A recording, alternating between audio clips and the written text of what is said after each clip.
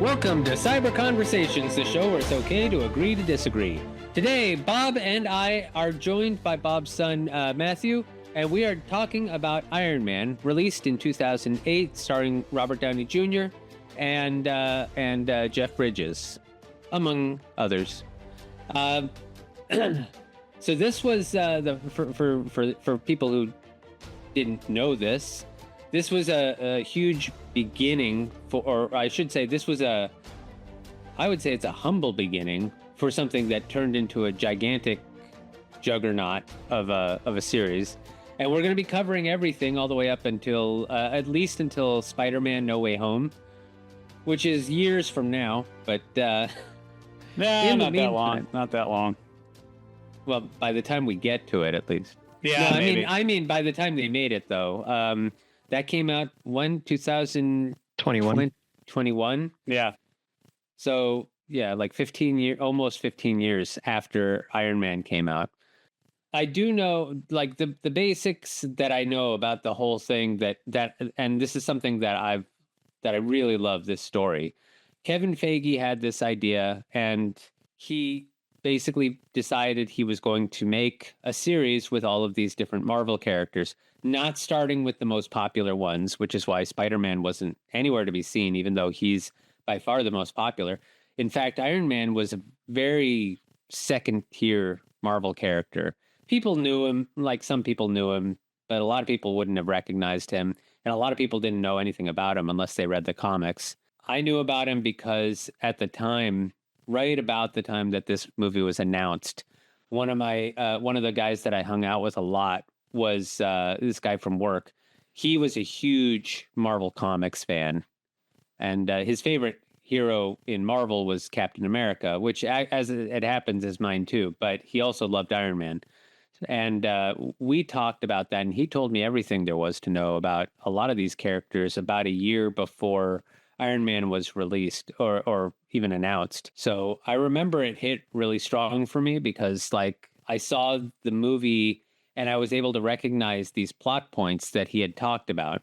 Yeah, I remember when they announced Iron Man, they announced Robert Downey Jr. and it was blah coming back. But yeah, I mean, it was coming back. He had Zodiac right before it, so yeah, I mean, he had done some stuff, but yeah, when they announced quite Iron a few Man, things. Yeah, well, but they announced Iron Man. I was like, wow, what an interesting character to start with. With that, I could see it right away.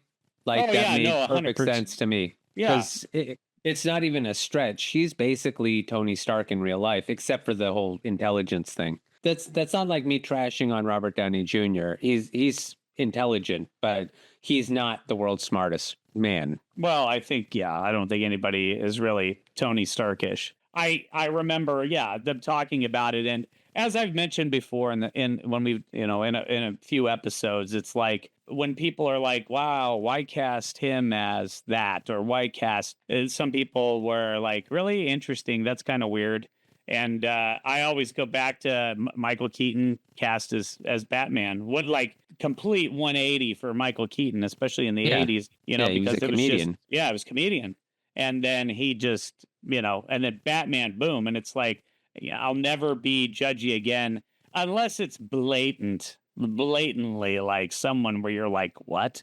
Even that, they'll surprise you. I mean, I still, to this day, people are constantly dunking on people when they get announced for a movie, and then once in a while these people will blow you away. Look at Heath Ledger. When he was announced as the Joker, they were like, what? Brokeback Mountain guy? Yeah, I was okay with that. I mean, it was... Yeah, I didn't have a problem. Yeah, but I didn't have a problem with it, and he played it, he played it spectacularly, but anyway. And the same thing is true about Robert Pattinson.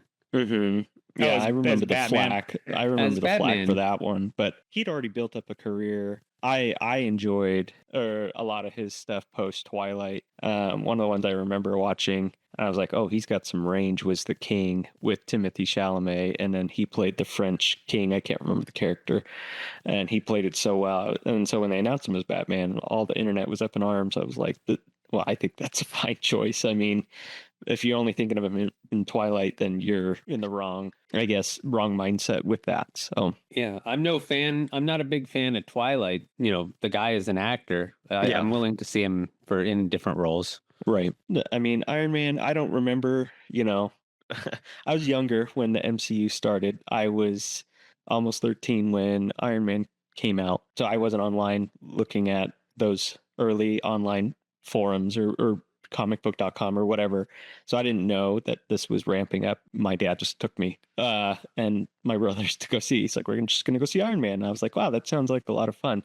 So, but I love this movie, nostalgia aside. I just rewatched it, most of it the other day because I've seen it so many times anyway. So I think this is a very important comic book movie in the likes of, Spider-Man with Tobey Maguire, Batman with Michael Keaton, Superman with Christopher Reeve. I would put it up there in terms of importance. But Josh, I know you think it hasn't aged quite as well. Well, I don't know if I would say it hasn't aged well. I watched it yesterday. It's not that it hasn't aged well. It's not my favorite Marvel movie, and I don't think it ever will be. Now, when I went to see the movie, I did not know that they were planning to make this whole series until, of course, the post-credit scene. But when I went to see it, I remember thinking, like, this is a good superhero movie, but it didn't hold a candle to my favorites, which were Superman, the first two Superman movies. I was a fan of Spider-Man 2,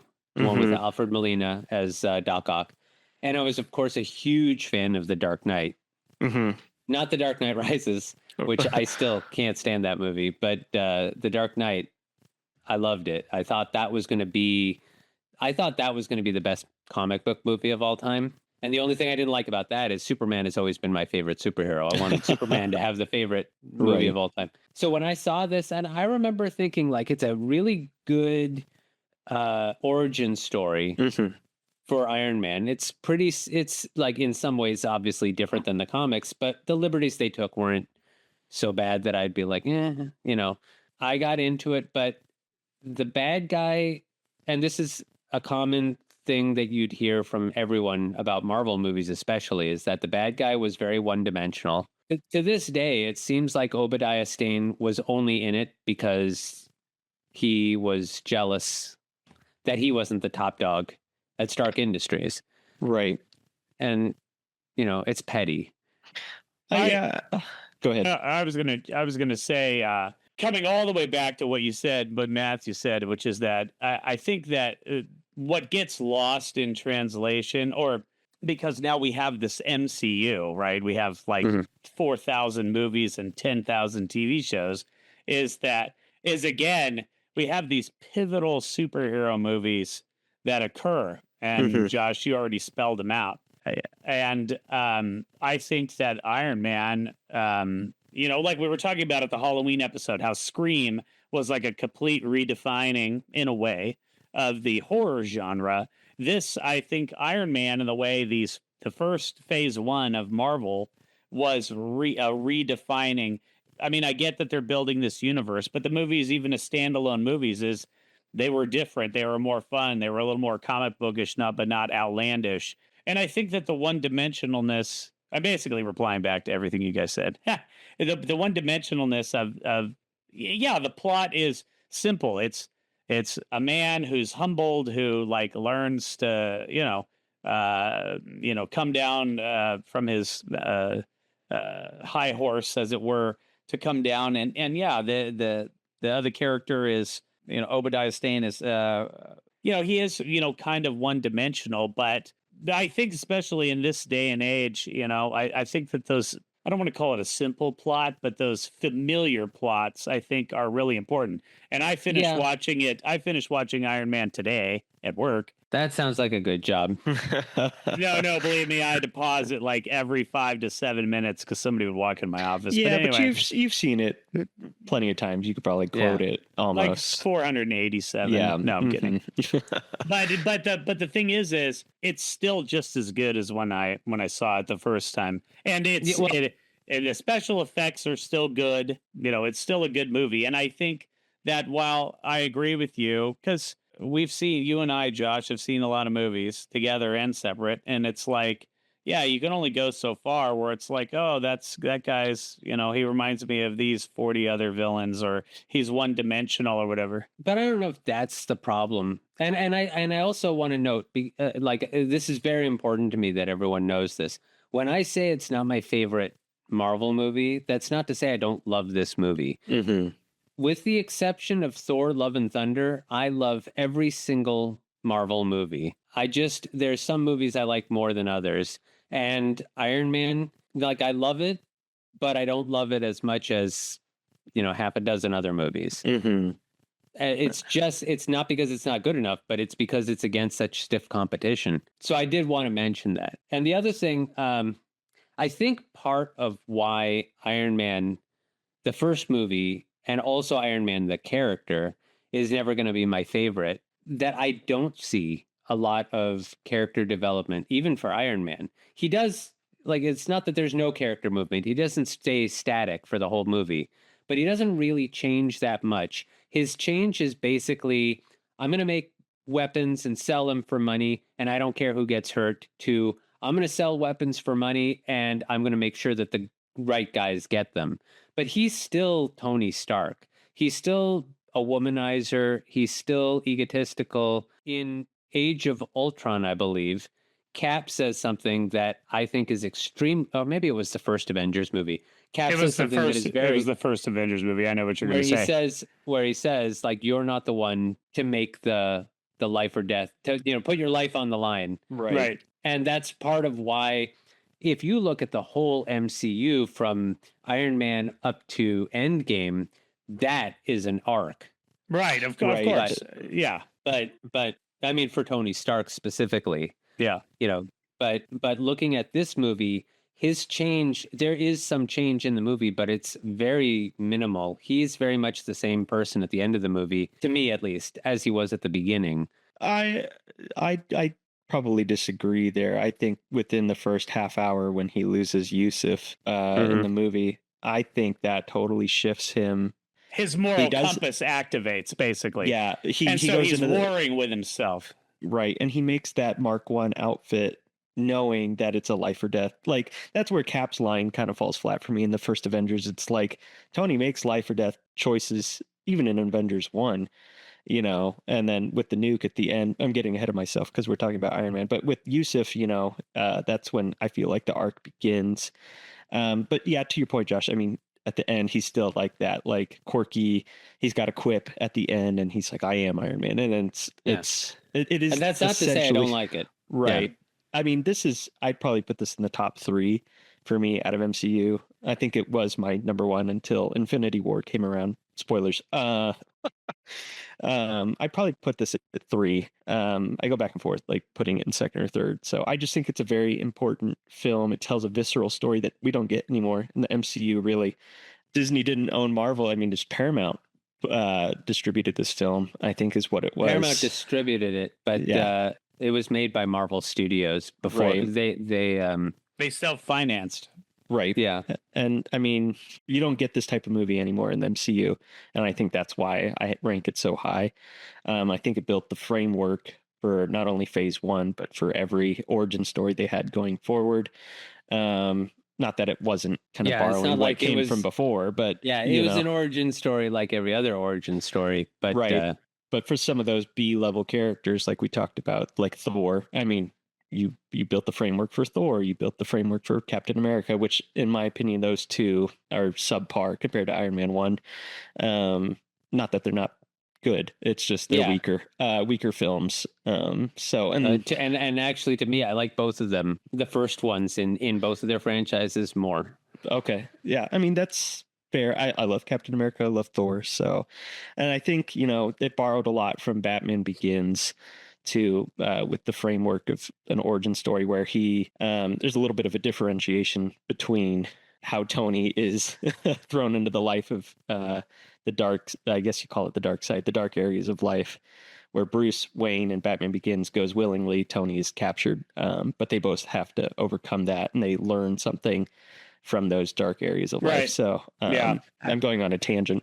No, you're not going on a tangent. Actually, I wanted to throw something out there. The way you phrase that, Josh, with the Tony Stark's story arc, and I know it's like Captain Obvious, you know, that ended with the self-fulfilling, like what Captain America said in Avengers, how he wouldn't sacrifice himself, but then ultimately he sacrificed himself for like the whole universe. You know, I mean, it wasn't just the Earth; it was like for everybody. And all I could think of when you were talking about it, for some reason, was it is Tony Stark's story. All those movies, nearly a 20. What do we count? 21 movies for 23? The phase. 23 movies. Is Tony Stark's story arc 23 movies long, and that's really the plot, like the Skywalker saga, because you had Star Wars 1, 2, and 3, the downfall of Anakin, and then the redemption by his son, and then you've got the same thing happening here across a span of like over a decade and 23 movies. I don't know. It's kind of an interesting way to think about it, is that because, you know, Tony Stark's in, you know, he's, you know, I know as much as like Agent Coulson was popping up in every movie to kind of create the link. Really, Tony Stark was the one who, Coulson wasn't in it. Somebody else was talking about Tony Stark, you know, I don't know. Yeah, I Tony think it's was an interesting way to think about it. Is it's the phase one is the Stark saga. I would say the entire first 23, the Infinity Saga, is Tony Stark's. Yeah, it's Tony Stark's story. Yeah, the whole 23, like not just phase 1, but phase 1, 2, and 3. I mean, that's why I like Iron Man. He's not my favorite Marvel character, and he's not my favorite superhero. You said Captain America is your favorite Marvel Captain superhero? America. Yeah. Okay. Yeah. Probably for the same reason that Superman is my favorite DC superhero. You like those John Locke type of characters where it's somebody's purely good for the sake of being good. Yeah. Yeah. Guess who my favorite character is in Star Wars? Anakin. Just kidding. No. Are you kidding me? Obi-Wan. Yep. I mean, that's a fair. Qui-Gon's probably my favorite, or Kanan and Jarrus. But anyway. Yeah. My favorite character in Star Wars is Greedo, but he gets whacked right there in episode 4. Like, and he's only got like 10 minutes of screen time. Just kidding. He's not my favorite. Yeah. Obi-Wan is my favorite. Ahsoka is my second favorite. And, well, we're not going to get into Star Wars here. My favorite superhero is Captain America. Yep. That's fair. I mean, my favorite Marvel hero. Yeah, I was going to say, whoa, dude, you just like crapped all over Superman. No, Superman is still my number one like hero. Like if I was going to emulate anyone. Yeah, I was thinking about too is how superhero movies have been, you know, up until 2008. I mean, we had X-Men, 2000, and that was good. X-Men 2 was really good. You can really see, if you're looking at superhero movies specifically, or I don't know if I should say superhero movies or comic book movies, but they definitely could be told. There was a series of chapters going on, because not the first superhero movie, but the first Superman movie was kind of the thing that brought superheroes more into the public. Superman was well known already, but nothing as huge of a superhero had as a movie had been made until 1978. Right. And then after that, there was a lull, and people, even Superman, didn't really know whether to take itself, like they did take itself seriously, and they had that, what they called verisimilitude, where they wanted it to be grounded in a time, but also timeless. Right. So they tried to avoid things that would really put it in the 70s, so you could watch it anytime and it would still be relevant. Right. And so there was a lull in superhero movies for a while, and then we got Batman, which really brought them back into focus for a while. And then again, and there would be like superhero movies from time to time, but none of them, either they took themselves too seriously or they didn't take themselves seriously enough. They tended to go kind of campy. And then, each one of these would bring them back. In early 2000s, we had Spider-Man, and the X-Men followed that. That came afterward, right? The first one was first. Right, 2000. Right. Yeah, so. Right. And the X-Men movies, which the first two, the first one I thought was mediocre too, kind of like hasn't aged well. Yeah. But part two I thought was fantastic. Yeah. Yeah, X-Men part 2 2, United. Yeah, United. X-Men, yeah. And then X-Men 3, where they, this perpetual, and this could be a whole podcast on the perpetual effing up of the Dark Phoenix saga. And they just cannot do it right. And I just don't understand it. Well, it's not because they don't want to follow they don't want to follow the comics for some reason. Yeah, piss off the comic book fans by not following the comic. But that I don't want to get deep on X-Men, but actually, though, but that segues well into these movies, which I do want to talk about. But I think, Matthew, you were going to say something, and I don't want to cut you off. Right. Yeah. No, I had coming back to the Obadiah Stane point, and then linking Dark Phoenix to that, since we're talking about that, and not wanting to go follow comic book story. The reason they probably went with Obadiah Stane, and this is just me surmising with no evidence, is who is Iron Man's villain? Other than the Mandarin, because you're not going to throw the Mandarin in as the first villain for if you're setting up a universe. So that's a good point. I think without the Ironmonger part at the end, Obadiah Stane, you're right, is a boring villain in hindsight. At the time, it was good, and I think Jeff Bridges really gave his all in that role. Yeah, Jeff Bridges is a really good actor because he doesn't normally play a villain. No. He's, he'll always be Flynn to me, right? Or not Rooster Cogburn? Rooster Cogburn is John Wayne. Will be John Wayne. Yeah, I know. Yeah. But the other thing with Iron Man is it was going up toe to toe against an established Batman story arc that was in its climax, I guess you could call it, with the Dark Knight same year. I think that was a tough. Wait, the Dark Knight? 2008? Yeah, 2008. Oh, I thought you were talking about X-Men. No, sorry. Talking about a lot of different that movies. was my bad. Yeah. No, so the Dark I think, X. Man, I'm getting old. My mind goes off to other places and I have no idea where I am. So I think this is I think Iron Man 1's just a brave film, regardless of the one-dimensional villain, which there are far more one-dimensional villains. Oh, yeah. The Killmonger.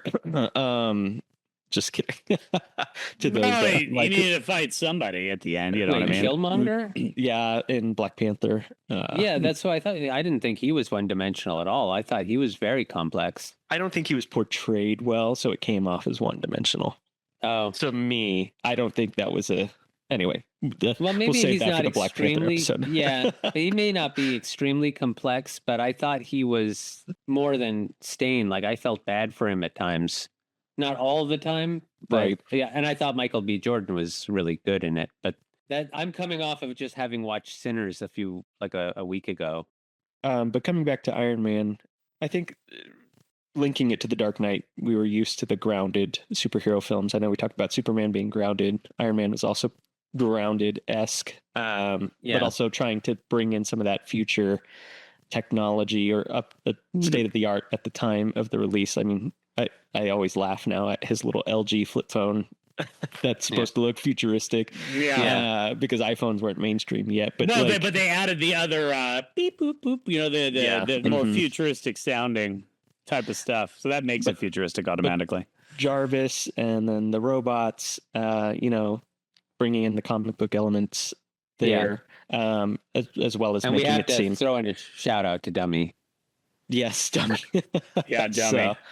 I mean, it was a very personal, feeling movie. And I think that, at listening to you guys talk here for the last couple minutes about other movies other than Iron Man, just kidding. It was, but no, it's, I think we can't impress enough, how much this was a template for all future, not just the MCU, but just other movies. I know we did the DCEU, and it's like, I mean, there was scant elements of them trying, but I know they wanted to be, different. But I think the MCU movies, the two things I think the MCU movies did is it introduced not that there hadn't been mid or post credit scenes before, but it gave value to those. Like after that first one, nobody left an MCU movie. They waited all the way until the end. I mean, they could have done ads and we would have watched them just to catch the piece at the end. The other thing that I personally remember, because I took the kids, was the MCU movies were, I think, the quintessential midnight shows. When they drop them at midnight, not like 7 p.m. the day, like on a Thursday or even a Wednesday. It was like it was a midnight on Thursday because the movie was officially releasing on Friday. Yeah, so it was like 12:01. At 12:01, the movie started. It's officially Friday. Now we can show it. 100%. And it was I miss those days, you know. And it's like, and a lot of people miss those days. I'm you know, I can't fathom. It's like, you know, I'd love to see. In my old age, I don't know that I'm, you know, that I am 100% looking forward to a midnight movie, but I do love going on opening night, like a Friday night. I'm lying about the midnight thing. I'm up no until kidding, dude. If I was like, Josh, hey, we're gonna go, you're like, okay, I'll go. I was up until 4 a.m. this morning, and I it's know, a Thursday. dude. You stay up all night gaming. I was playing poker. It's not like that's serious. That's not. You're playing Hello Kitty Island Adventure, and you know it. I was playing poker, and I was doing quite poorly. Yeah. Well, I anyway, lost $20,000. I just wanted to, in fake money. Yes, so I just wanted to bring that up about the whole, again, setting a tone for not just MCU, but for other movies, but also. It was just a thing, MCU movie, you know, it's like, ooh, Thor's coming out, you know, and it's like, we got teased at the end of each one of these. I mean, when at the end of Iron Man, when he dropped the whole Avengers initiative, and I was like, what? Well, that's what everyone was like that. That's how they announced it. That's what really got my attention. You know, I said before, when I was watching it the first time, I did not know that they were doing this. So I watched it through the eyes of someone who's like, oh, they made a movie about Iron Man. Let's see what they did. And I watched it and I enjoyed it. And then the credits started rolling. I'm like, that was a decent movie. I liked it a lot. It was fantastic. I don't know if it's my favorite. Well, even then, I didn't think it was my favorite movie, but I was glad I watched it. I enjoyed it a lot. Then the post-credit scene came up and it was like, holy crap, they are doing this right now. And that's part of why I really am. I admire Kevin Feige a lot. What you said before is definitely true. It was a brave movie. I don't know if I would say it's brave in the sense that the movie itself was doing something that no one had done before, because it wasn't. It was doing an origin story, which everyone had done before. It was the hero they chose. In the same vein of Guardians of the Galaxy, Yep. They took a character that no one was, like, a lot of people were not familiar with. They made a big budget movie, but then Kevin Feige, if it wasn't for his vision, we wouldn't have what we have today. And I don't know, Bob, you might remember this. I don't know if you do, but sometime I'm not as old as you, so go ahead. Just kidding. We're like the same age. Go ahead. We're the exact same age, but at some point I was hanging out with you after Batman had come out, and I remember saying to you, I wonder why they don't get a movie with Christopher Reeve as Superman and Michael Keaton. Yep. You remember it? No, I totally you said that multiple times. And make a movie. Yeah, and make a movie with both of them. And we kept talking about it, like, why don't they do that? And then I had the privilege of talking to this guy who was actually in show business, and he was able to give me the reason why, which is Hollywood doesn't think the way a normal person thinks, especially these penny pushers who their vision is money. They don't have visions of stories. They have visions of dollars. So you tell them you're going to do this, and they don't see this great big new franchise springing up. What they see is the risk, because you're not just risking this one movie, you're risking 3 franchises. You know, if you make Batman and Superman together, like a world's finest movie, you're risking the Christopher Reeve franchise and the Michael Keaton franchise, and on top of that, the one with both of them, which is a separate franchise. So he said, no one's ever going to take that kind of risk. Kevin Feige, he didn't care. He said, this is what I'm doing. So he went to his financiers and the people at the head of the studio, and he said, all right, we're releasing Iron Man. I've already cut a deal with Universal, and they're going to make the Hulk movie, and we're going to help them finance it. And then in return, they're going to let us use Hulk. We're going to make a Thor movie, and we're going to make another Iron Man movie, and we're going to make a Captain America movie, and then we're going to put them all together, and we're going to make an Avengers movie. And his investors and the penny pushers, penny pinchers, whatever the hell they are, they said, you can't do that. And Kevin Feige said, I just did it. It's already done. You have no say. Right. I'm in charge, and this is happening. And it did. And now those people are like, fuck, he did it. It's I was thinking, just speaking of that, I know we're still in the MCU here, but like when Avengers came out, I was like, at that point, right, we had a few movies under our belt. We had plenty of mids and post-credit scenes and midnight shows. And I was like, how are they going to give all these people screen time? Because, you think about Spider-Man 3, Sam Raimi was the one who was fighting him, going, look, I'm trying to do this Uncle Ben redemption thing with Sandman. And they were like, no, we need Venom. Stick him in there now. Yeah. And it was like an afterthought. And Spider-Man 3 was... If it wasn't for Spider-Man 3, we would not have the meme of Tobey Maguire dancing. All right. Thank God for Spider-Man 3. You roll your eyes, Bob, but thank God for Iron Man 3. It is the worst of the Tobey movies, but compared to the other superhero movies we got recently, it's not that bad. Not anymore. So I would watch it over. Worse, but I have seen better. And Matthew, I sort of agree with you, but there's a whole nother aspect of why we're getting the superhero movies that we're getting now, and that we're getting the TV shows and the way they're structured now. And that's because I think that everything's more ideology driven, and agenda driven than it is like back then. Like Spider-Man 3, it was like, we're making superhero movies. It's like Spider-Man 1 was good. Wow, what an amazing, movie. What an amazing Spider-Man. But then 2 just like blew our minds. Yeah. And then suddenly we get 3 and it just felt rushed and stuffed and like contrived, and it was like, and you get dark Peter or whatever it was. Was it Dark Brandon? I don't know, whatever. But it's and it's like that's when they started slipping up. It was the same thing with X-Men 3.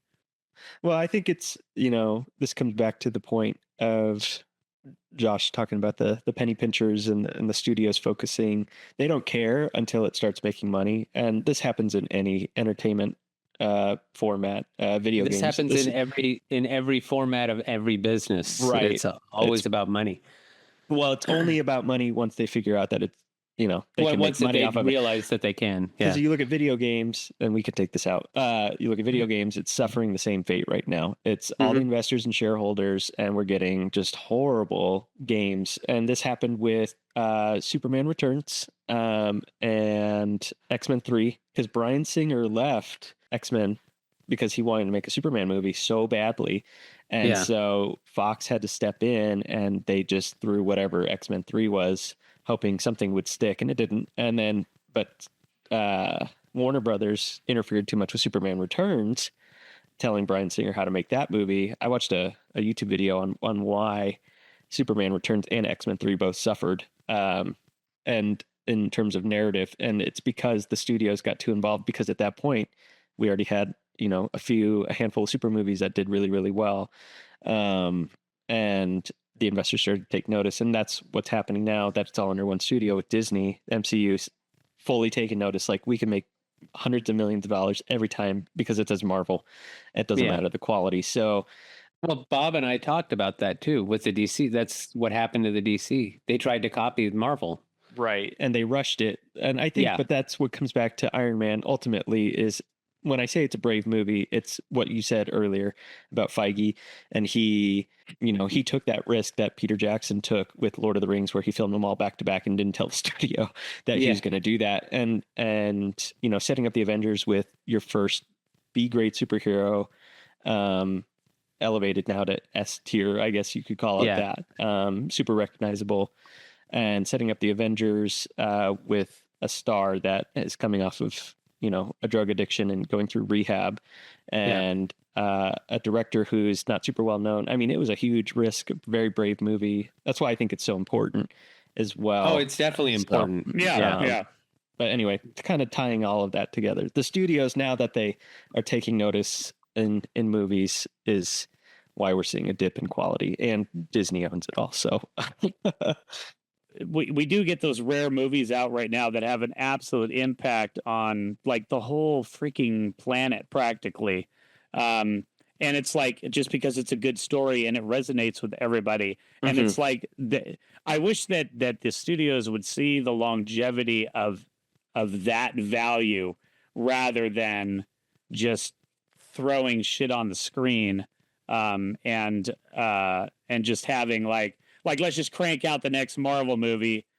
I was going to bring up an example of movies that, like, one in recent, but it's going to sound cliche if I bring it up, so I'm not going to. But I'm just saying that I think that there is value in stories that could lead to a few years of movies as long as they're done well.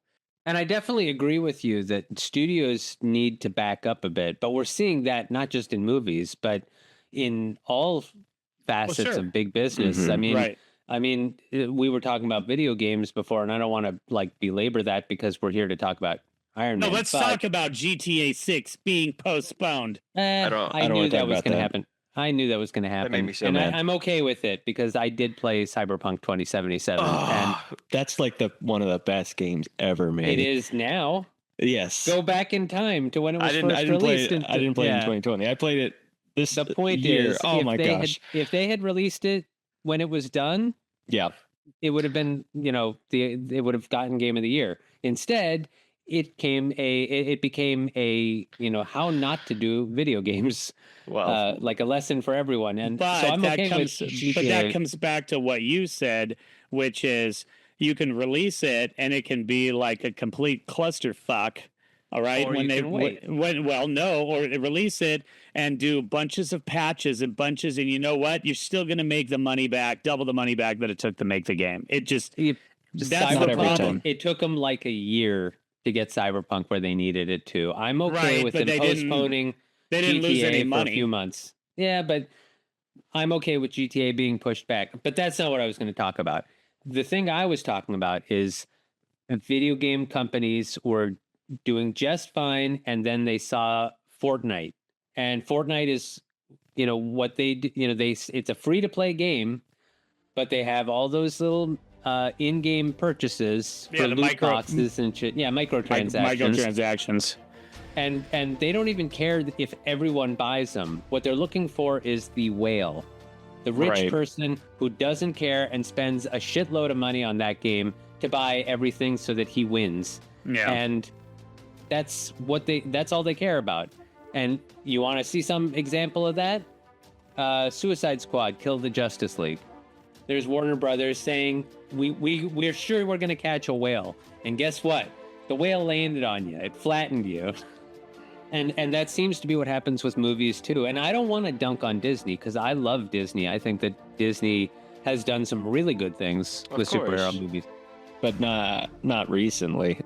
Well, I got things to say about that, too. But before we do that, this is a good time for us to cut off our episode. We will be back next week to continue our discussion on Iron Man, and all things Marvel will be coming your way soon.